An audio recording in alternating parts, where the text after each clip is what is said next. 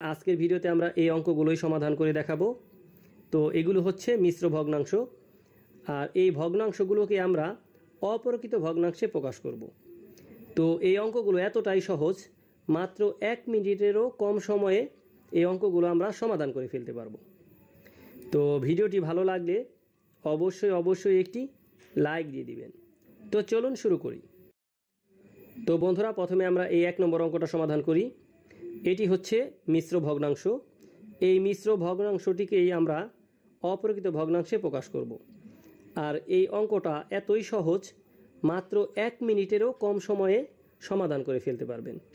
তো ঠিক আছে, চলুন আমরা অঙ্কটা সমাধান করি।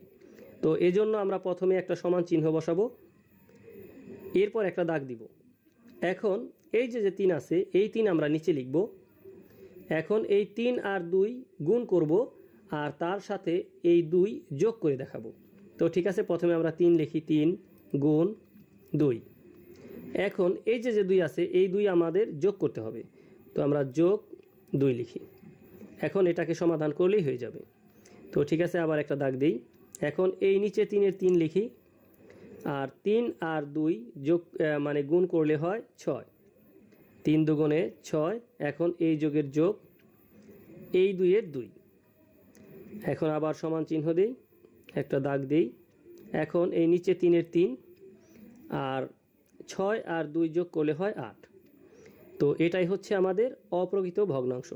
কারণ আমরা জানি যে ভগ্নাংশের লব বড় আর হর ছোট, সেটি হচ্ছে অপ্রকৃত ভগ্নাংশ। তো এখন আমরা এই 2 নম্বর অঙ্কটা সমাধান করি, তাহলে আরও ভালো বুঝতে পারবেন। তো একটা দাগ দিই। এখন এই যে 9 আছে, এই 9 আমাদের নিচে লিখতে হবে। এখন এই 9 আর 3 গুণ করতে হবে, তাহলে আমরা 9 গুণ 3 লিখলাম।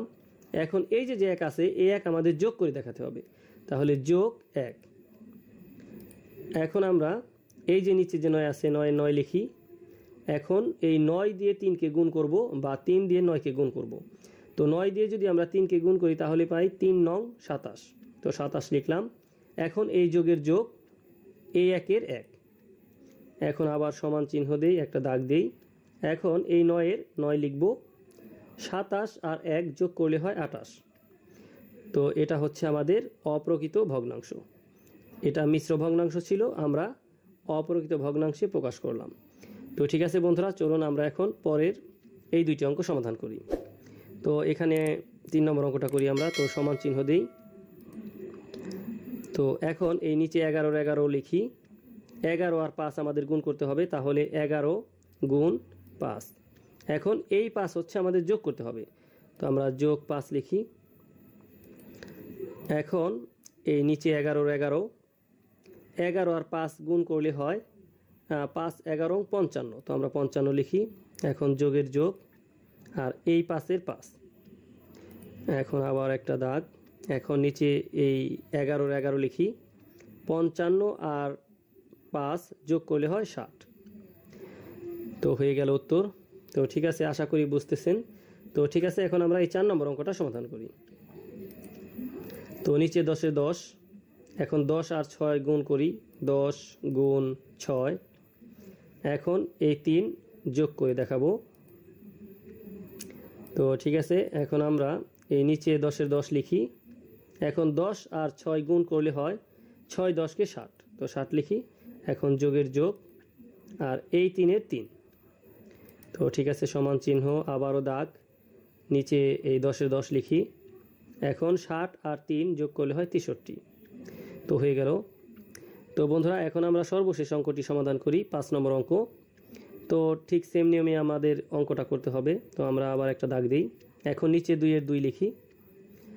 এখন 2 আর 20 গুণ করতে হবে, তাহলে আমরা 20 গুণ 2 লিখি, অথবা 2 গুণ 20ও লিখতে পারতাম আমরা, কোনো সমস্যা নেই, এতে কোনো সমস্যা হবে না। তো এখানে 1 আছে, এই 1 আমাদের যোগ করতে হবে, তো যোগ 1। এখন এই নিচে 2 এর 2 লিখি। 20 আর 2 গুণ করলে হয় 40, কারণ 20 দুগুণে 40। তো এখন এই যোগের যোগ, আর এই 1 এর 1। এখন আমরা এই নিচে 2 এর 2 লিখব, আর 40 আর 1 যোগ করলে হয় 41।